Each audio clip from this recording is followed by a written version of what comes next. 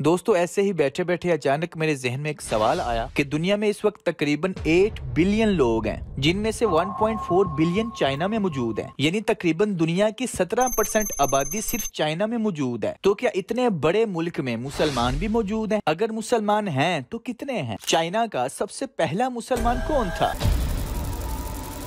इस्लाम China की सरजमीन पर कैसे पहुंचा और कैसे फैला? कैसे सदियों के सफर में चाइना में इस्लाम ने अपनी जड़ें मजबूत की? और आजकल चाइना में मुसलमानों का क्या हाल है?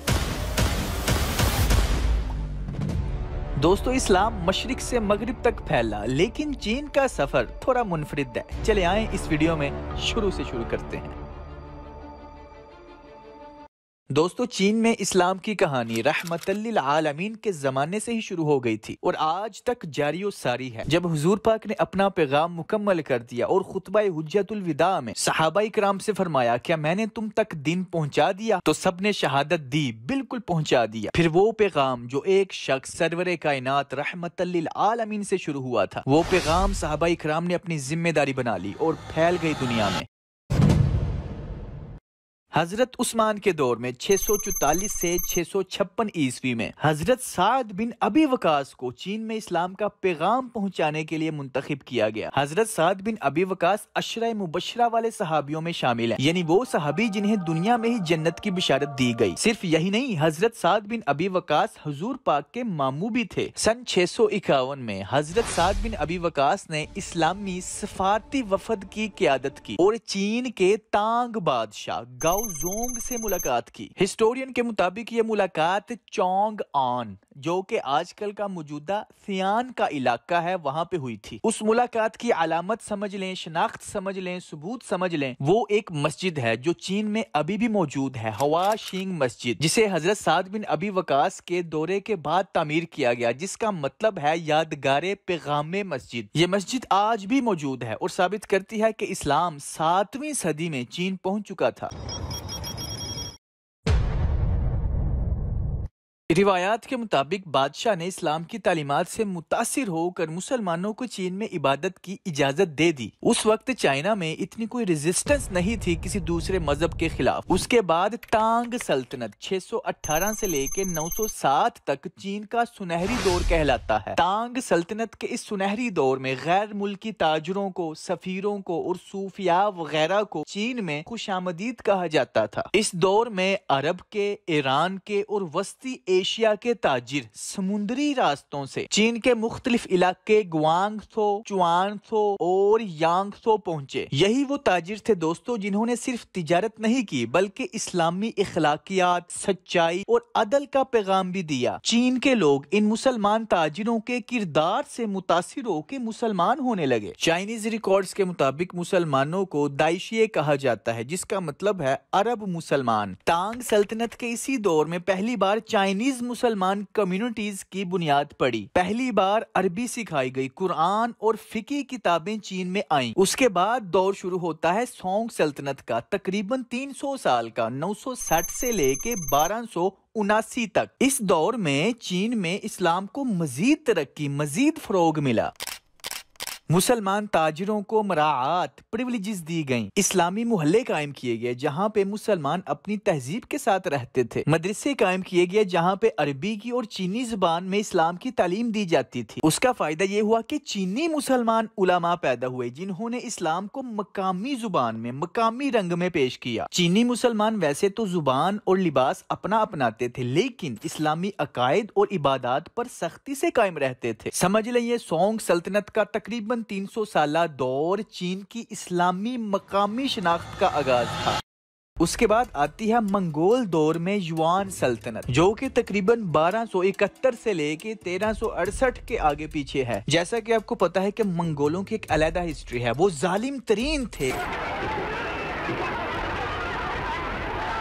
लेकिन अल्लाह ने उनको हिदायत दे दी। वो हिस्ट्री फिर कभी बात करेंगे। खैर, चंगेज खान और उसके जानशीनों ने इस्लामी साइंसदानों, डॉक्टरों और उलामा को चीन में बुलाया। मंगोल बादशाह कबलाई खान के दरबार में काफी मुसलमान वुज़रा थे, जिनमें से एक बहुत ही अहम शख्सियत है सैयद अजल उमर शाह, गवर्नर ऑफ यूनान। उन्होंने चाइना के इलाके यूनान में मसाजिद, इस्लामी अदालतें, मदारिस कायम किए और मकामी चीनी लोगों को इस्लाम की तरफ रागिब किया, बुलाया। इस्लामी फन तामीर भी हुआ। चीनी तर्ज पर बनी मसाजिद, टाइल की छत, ड्रैगन नकूश, मगर अंदर इस्लामी खताती होती थी। इस दौर का फायदा ये हुआ कि इस्लाम को सरकारी सरपरस्ती हासिल थी, चूँकि सरकार में, हुकूमत में इस्लामी मुसलमान वुज़रा थे। इसी दौर में, इसी सल्तनत में अरबी और फारसी जो उलूम थे उनका चीनी जुबान में तर्जमा हुआ।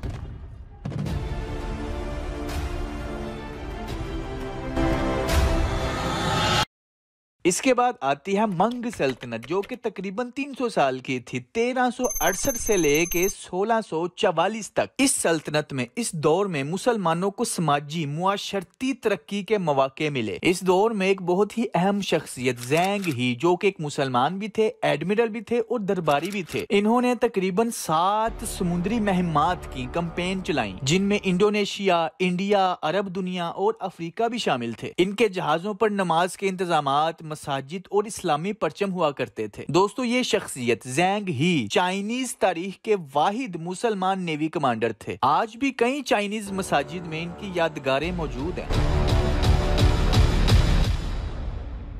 दोस्तों, इसके बाद आती है चिंग सल्तनत। ये भी तकरीबन 300 साल के आगे पीछे रही, 1644 से लेके 1911 तक। लेकिन ये जो सल्तनत थी, ये जो दौर था, इसमें मिली जुली कैफियत थी, तरक्की भी थी, रेजिस्टेंस भी थी। और दोस्तों, आजकल भी चाइना में उइगुर के मुसलमानों के साथ बहुत ही जुल्म ज्यादती हो रही है, जिससे हम बिल्कुल बेखबर हैं। जैसी ज्यादती मुसलमानों के साथ फलस्तीन में, कश्मीर में वगैरह वगैरह में होती है, शायद उससे भी ज्यादा।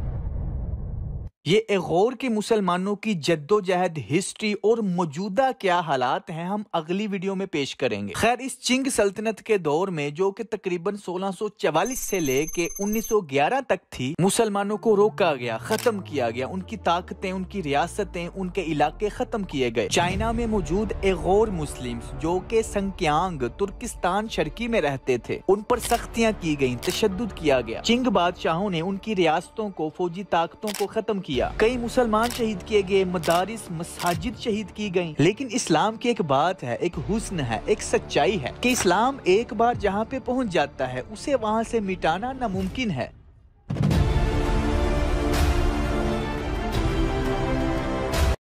इस्लाम चाइनीज लोगों के, खास करके उइगुर मुसलमानों के घरों में, दिलों में जिंदा रहा। नेक्स्ट वीडियो चाइना में मौजूद उइगुर मुस्लिम्स के बारे में ही होगी। चूंकि ये टॉपिक थोड़ा सा भटक जाएगा, इसलिए हम टॉपिक के ऊपर आते हैं। आज तकरीबन चाइना में 2.5 करोड़ मुसलमान हैं, जिनमें से 1.5 करोड़ उइगुर मुस्लिम्स हैं। याद रखें दोस्तों, जो भी चीज अल्लाह की राह में कुर्बान होती है, अल्लाह ने कहा है मैं 10 गुना तुम्हें उसका दुनिया में दूंगा। वो कुछ भी हो सकता है, चाहे वो ताकत है, इल्म है, जान है, माल है, औलाद है। यही वजह है कि इसराइली ज़ायोनिस्ट फलस्तीन में जितना हो सके अपनी तरफ से मुसलमानों को खत्म कर देना चाहते हैं। लेकिन अल्लाह एक शहीद के बदले वहां 10 और पैदा कर देता है, चाहे वो कश्मीर है, फलस्तीन है या चीन है। दोस्तों, दुनिया के साथ साथ चीन में भी मुसलमान उलमा, साइंसदान पैदा हुए, जैसा कि 17वीं सदी के एक बहुत ही मशहूर आलिम वांग दाइयो, जिन्होंने इस्लामी तसव्वुफ और फलसफा को चीनी ज़बान में पेश किया। उसके साथ साथ एक और आलिम लियू ची, जिन्होंने फिका और इस्लामी कवानीन लिखे। उनकी एक बहुत ही मशहूर किताब है तियान फिंग ज़ैंग सी। और अगर चाइना के जदीद दौर के मुस्लिम उलमा की बात की जाए, तो उनमें एक नाई जियो चाओ हैं। ये जदीद दौर के इस्लामी दानिश्वर हैं, जिन्होंने कुरान का पहला मोतबर चीनी तर्जमा किया। दोस्तों, हमें पता है कि चीन एक अलहदा किस्म के लोग हैं, अलहदा किस्म की सकाफत है, खाने, रंग, नस्ल, कपड़े वगैरह वगैरह। तो जब ऑफ कोर्स इस्लामी सकाफत आई, तो वहाँ पे हलाल खुराक का भी रवाज आया। ये मैं आपको खुलासा बता रहा हूँ कि ये मुसलमान ताजिरों का इखलाक था, उनकी तजारत में दयानत थी, पड़ोसियों के साथ हुस्ने सुलूक था, जिसने चाइना में मौजूद लोगों को इस्लाम की तरफ रागिब किया। मैंने आपको शुरू में बताया था ना कि चीन का सफर थोड़ा मुनफरिद है। वो इसी वजह से है कि चीन में इस्लाम किसी जंग के जरिए दाखिल नहीं हुआ, बल्कि सिर्फ और सिर्फ मुसलमानों का इखलाक, तिजारत, दयानत, हुस्ने सुलूक देख के खुद ही चाइनीज मुसलमान होना शुरू हो गए। ये इस्लाम का सफर हजरत साद बिन अबी वकास की सफारत से शुरू हुआ था। उसके बाद मुसलमान ताजिरों की तिजारत से फैला। सूफिया, उलमा और साइंसदानों ने इसे मजबूत किया। ऑफ कोर्स आजमाइशों से गुजरा और आज भी मुसलमानों पे वहाँ पे ज्यादती हो रही है, जुल्म हो रहा है। ये जुल्म, ज्यादती, रेजिस्टेंस तकरीबन पिछले 300 या 400 साल से ही आनी शुरू हुई है। इन 300-400 सालों से पहले की मैंने आपको तारीख बताई है कि इस्लाम के खिलाफ कोई खासी रेजिस्टेंस नहीं थी, बल्कि हर सल्तनत में इस्लाम प्यार मोहब्बत से फैल रहा था। लेकिन जब से चाइना में कम्युनिस्ट पार्टी इक्तदार में आई, खासकर पिछले 100 साल में, उससे भी खास पिछले 50 सालों में, मसाजिद बंद की गई, मदारिस को खत्म किया गया, उलमा को कैद या कत्ल किया गया। 2017 के बाद लाखों एक और मुस्लिम्स को री एजुकेशन कैंपस में बंद किया गया। कुरान, दारी, हिजाब पर पाबंदियां। चाइनीज हुकूमत इसे दहशतगर्दी का खात्मा कहती है, लेकिन हकीकत में मजहबी, लिसानी और सकाफती जबर की ये तस्वीर है और सरासर वाज़िया तौर पे नजर आ रहा है कि इस्लाम के साथ दुश्मनी है। यही एक और मुस्लिम्स की जद्दोजहद, उनके खिलाफ रेजिस्टेंस, जुल्म, ज्यादती की दास्तान हम नेक्स्ट एपिसोड में शुरू से शुरू करेंगे।